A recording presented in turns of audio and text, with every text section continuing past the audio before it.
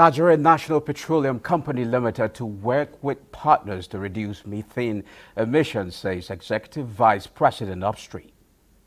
Oil prices fall on China concerns, skepticism on OPEC Plus cuts. Asia markets rebound across the region from Tuesday's broad sell-off. The program is Business Express, reaching you from Abuja, Nigeria's capital. I'm Musa Abubakar, your guide.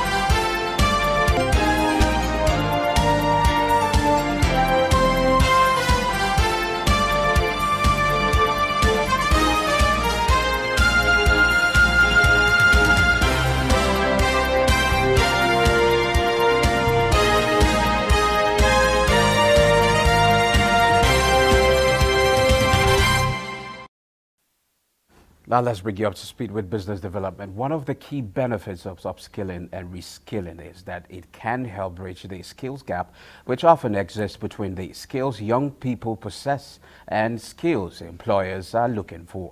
These experts at the 2023 Africa National Youth Day celebration say is important in today's rapidly changing job market. Olainka Ojo reports.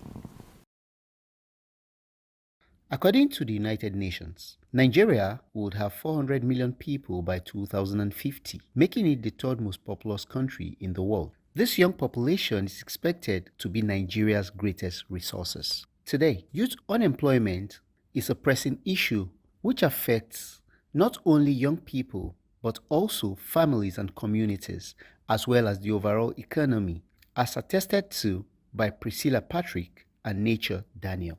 Lack of employment, we don't easily get employment, and where we want to start up our own businesses, we don't have that opportunity to broadcast it. I think there were more jobs opportunity for them. I don't think most of the youth will go out of the street doing what they are not supposed to do. It is to address their fears, create jobs, and ensure young people acquire employable skills for the 21st century in tandem with economic realities that government at all levels through the Ministry of Youth Development and the Renewed Hope agenda is fashioning ways of harnessing youth potentials and creativity for national development. It is our collective responsibility to provide them with the tools, resources, mentorship necessary to turn their aspirations into reality. We must continue to encourage the youth to imbibe entrepreneurship spirit for self-reliance. This explains our committee's recent advocacy for a youth-responsive budgeting and increased incentives for young people in various sectors. The youth celebration, which has as theme 1 million next level, is knocking. Youth-led movements that transcend borders also created an avenue to inspect youth creative exhibitions.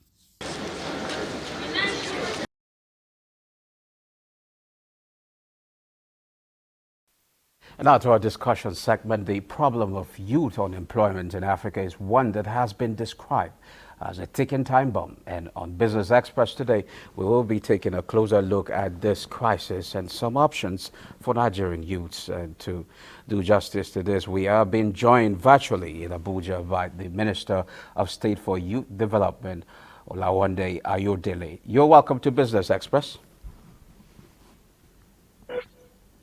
Good afternoon. Well, a very good afternoon. Well, let's delve into it. There is a very alarming rate of youth unemployment globally, and not just in Nigeria. What do you think is responsible for this?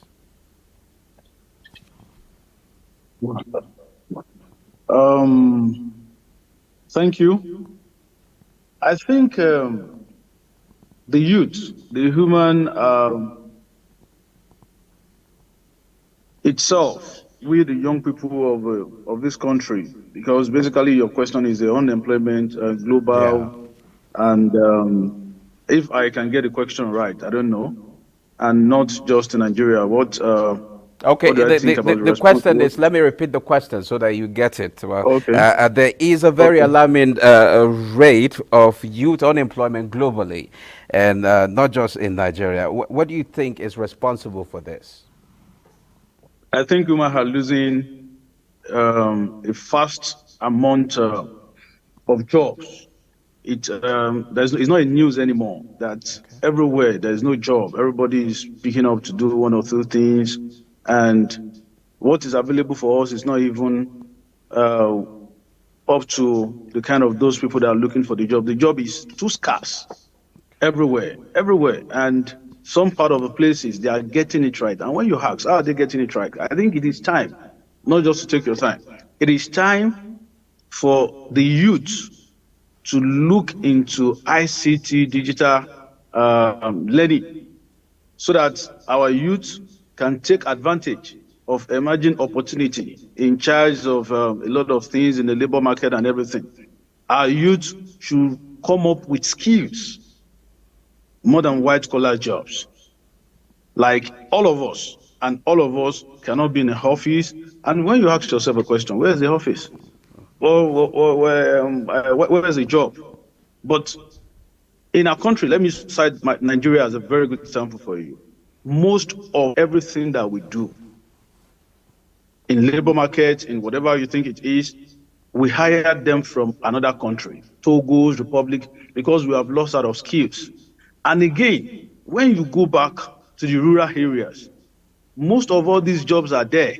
Most of the way to patronize each other in your particular area, and you leave that town, or you leave that villages, or you leave that settlement to another place in the city where there's nothing for you. And don't forget, there are a lot.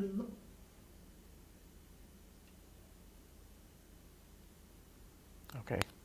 There Okay, is a lot go on. of down there in that area where you can have cottage and agro-align industries, where people have things, cassava, where people have cassava farming, fish farming, a lot of things like that in those areas. And leaving those things to come out to the city does not give a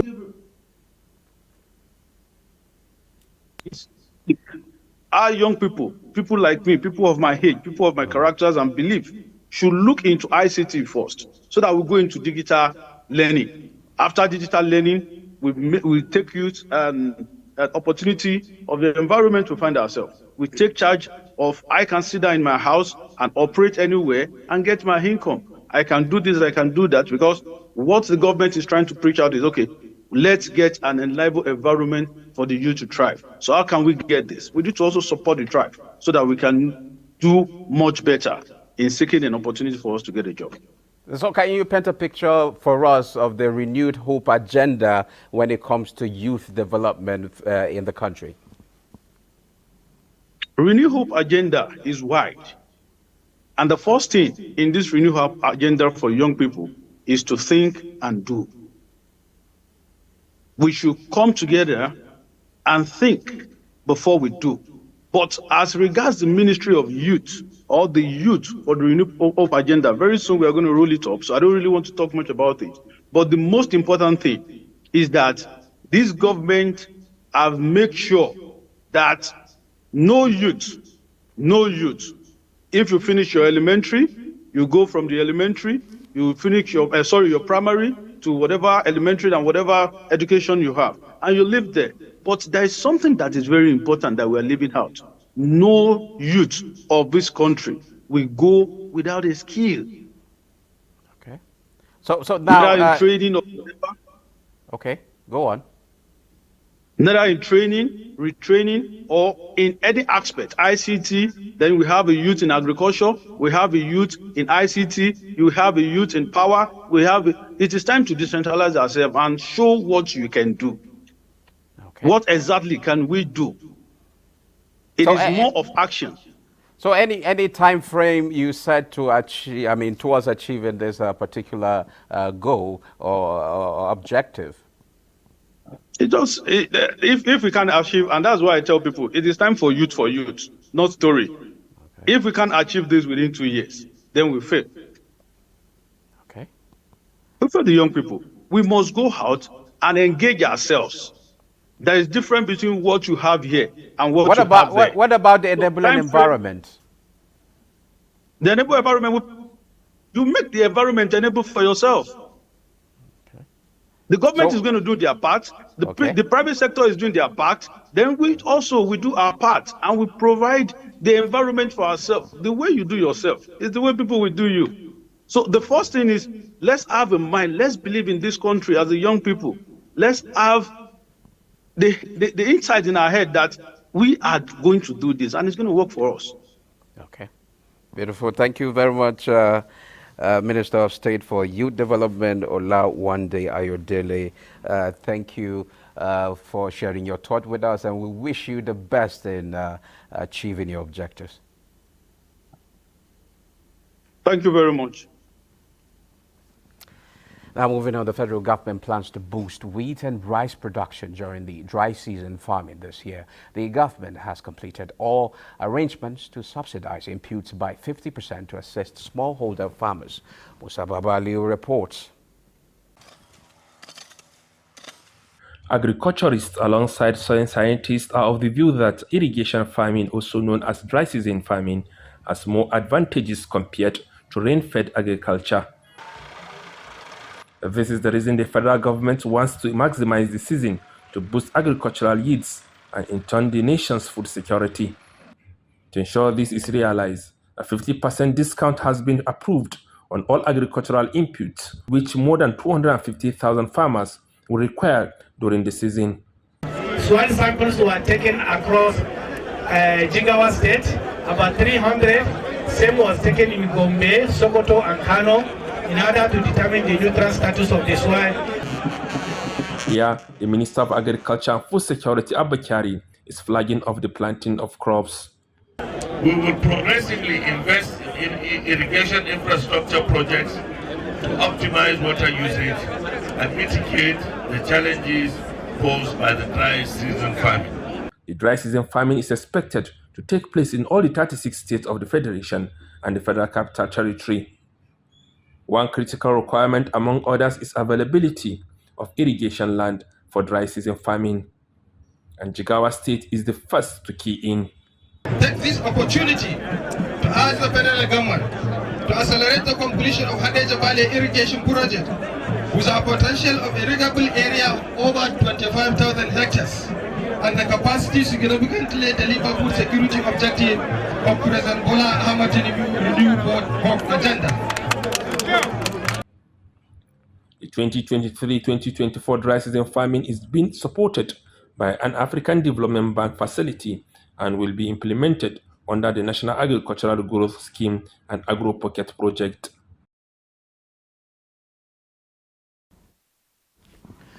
Okay, to speak more on issues around rice demand and supply, the economic benefits, I have in the studio the Adamawa State Coordinator, Employment Generation Through Agriculture, Hamman Tukur Ahmed Jada. You're welcome to Business Express. Right, Honor.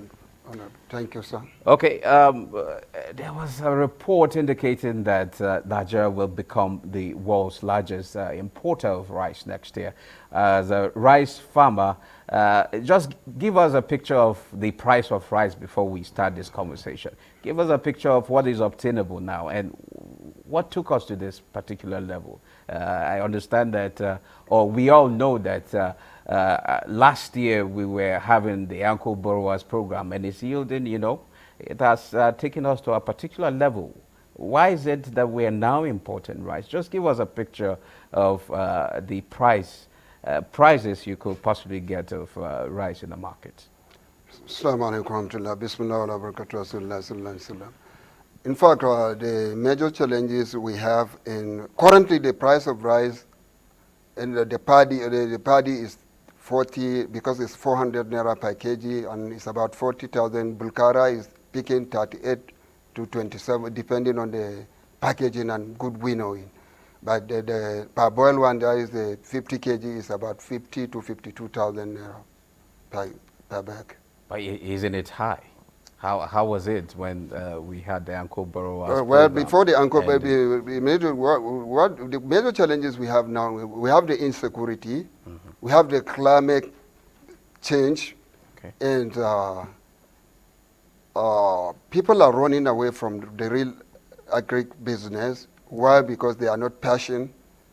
Rightly, let me just quote the Honorable Minister for State, who said about the youth employment in Israel. If you can imagine, in getting employment through agriculture. In fact, if we will work hard and see, one, let those, one good thing about the priority is there must be a food on Nigerian table. Yeah. One, all Nigerians must eat, and the Uncle Boras has done its own, not even flashback to Goodluck Jonathan when Adesina was our minister. They have this GAES scheme, which they did well. You are at your farm gate, you will be called to go to the redemption center with only a code. They will give you all this input free then. We now get the Uncle Boras, which we perform wonderfully through our former president and the stakeholders involved. Like even the refund aspect, the national president refund, who performed wonderfully well. We have even through the whole of Africa, not even West Africa, sub-Saharan region. Nigeria has become the largest, highest rice producer with a magic pyramid of about almost 1 to 2 million metric tons we displayed of recent. So, like we've seen the one for then how did we get to this situation?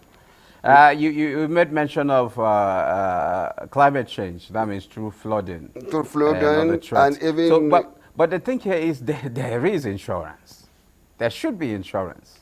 In fact, for the insurance aspect, even the challenges farmers had with the drought, and the farmers have challenges with drought, the insurance has not been properly taken care of. We only have them in book, but actually they are not doing anything to help them, mostly the rice farmers. We have flood, we have drought, but nothing is coming. You see, end up taking farmers to court, which they're lost. They know. We have the calendar. Everybody knows that these farmers, because of the climatic change and the clashes, the bandits, farmers herders class, farmers and herders challenges. So they now finally what we will now maybe we'll use this avenue to call on the insurance scheme, that is the NIAC, and all of anybody that is involved, even the stakeholders should note that we have lost. The loan has been given and farmers have lost, so there must be this insurance, at least they should take proper care of this or insurance issue. But about the climate issue, we can, thank God we have a very viable, honorable minister, both for water and agri. We need more dams. We need more dams. So now some farmers call on government not to allow rice importation. Do you agree with that? Yes, of course, because... Then what do? You don't produce to our capacity and even beyond, because right now I think agriculture is one of the alternative sectors that the government is looking to diversify. Currently, we thank God because I caught when our humble president, the Jagaban, was doing his campaign, he promised that wherever Buhari stopped, he would continue from there. So I hope the renewed hope is with what we saw in Jigawa for rice aspect. I think what we need is proper timing. It's not late. We can get it right. While others are praying for not Nigerian to get it right, but I know with what... So how do we get it right? But doing the right thing, getting the right people, being involved. I mean in the short run. A very urgent one, man. It should be a state of emergency to see that before end of this month, all that the needful for broadcasting of seed and land preparation should be ready. Now, are you exploring, I hope you're also exploring dry season farming. Yes, of course. That is the best thing you do to get good high yield of rice, to avoid flood. Because you manage your farm, properly manage, you take care of it, you water it the way you want, you normally take very good care of the land. So by the time the right thing is being done, doing it well, we will achieve. But I'm not advising I am not in the side of importation of rice, and I will never support it because I am a rice farmer. I know how it takes us to produce the one that we are even, but still we are even selling at loss. with even these 400 that we are seeing. So it should have been even more, but we're, oh God. So now, you said that you are looking forward to see the government now come in to actually help farmers to see how they can be on their feet. But what role would the private sector be playing? No, like, humbly, we are now forming we have NAC. And again, are you exploring technology? Yeah, well, we have the NACB now that we are working. That is Nigerian Agricultural Commodity Project. It's like a farmer data bank. We want to have the real farmers, knowing the right farmers, knowing them through knowing them by getting them involved, registering them through their communities up to the unit level like the politicians do to campaign.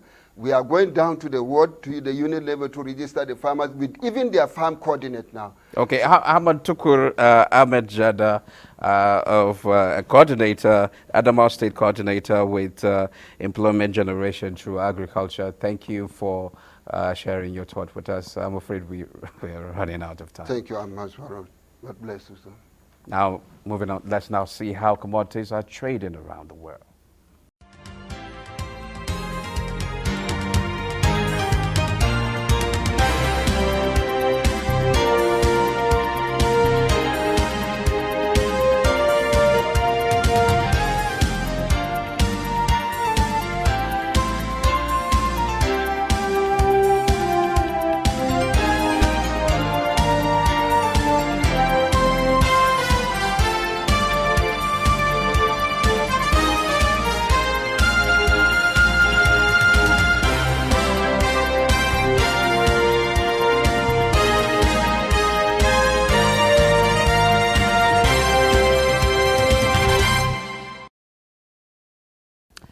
And now to climate change, Nigeria has already taken steps on mainstreaming its nationally determined contributions into its budget and national planning policy. This is to ensure that adequate budgetary provision is made for climate mitigations. Charles Alpha reports.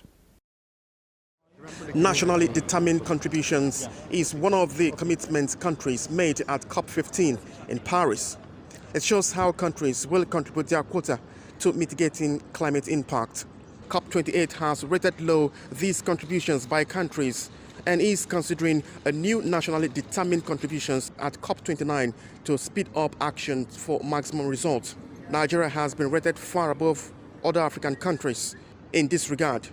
And what the Federal Ministry of Budget and Economic Planning is doing at COP28 is to fine-tune steps towards attracting funding. There's a whole lot of industrial change that is required, technology, and the adaptation measures are huge and a lot of funding are required. We feel that this conversation, the advocacy, and this side event will definitely go a long way in mobilizing resources and even encouraging resource mobilization for climate mitigation and adaptation. The takeaway is that players will have to play key roles in the implementation of climate actions and commitments to positively impact growth and development through effective planning and budgeting.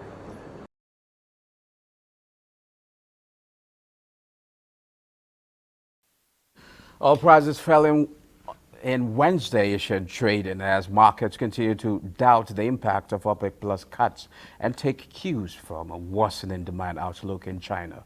Brent crude futures fell 8 cents to $77.12 a barrel. U.S. West Texas Intermediate crude futures were down 13 cents at $72.19 a barrel. Both benchmark closed at their lowest level since July 6th in the previous session, with WTI seeing 4 consecutive days of declines. Now, this is where we end this edition of Business Express. We value your feedback, so keep the comments, observations, and suggestions coming. Be informed that all previous episodes are available on YouTube on the NTA's channel. Business Express returns Thursday at 9:30 a.m. I'm Musa Bakar. Enjoy the rest of your day.